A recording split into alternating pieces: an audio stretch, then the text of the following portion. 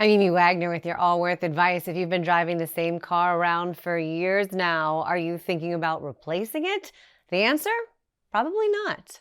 New cars are expensive and used cars aren't much better. That's why many people are hanging on to what they've got right now. According to S&P Global Mobility, the average age of a car on the road these days is 13.6 years, and a truck or SUV is now 11.8 years old. That's a new record and the biggest yearly increase since 2008. It makes sense when you consider what the pandemic did to new car production. Many plants closed for periods of time, and that just jumbled everything up in terms of supply. Add to that how dependent cars are on computer chips and how they were affected by COVID too, and you know why supply is down. Used car prices follow all of this, of course. If there are fewer newer cars to buy, that means people will hold on to their vehicles longer. That reduces the number of used cars on lots and drives those prices higher as well.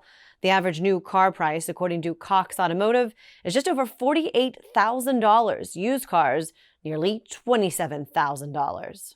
Here's the Allworth advice. We're nearing nearly 300 million vehicles on U.S. roads right now. And as those cars get older, of course, they're going to need more repairs. The problem there?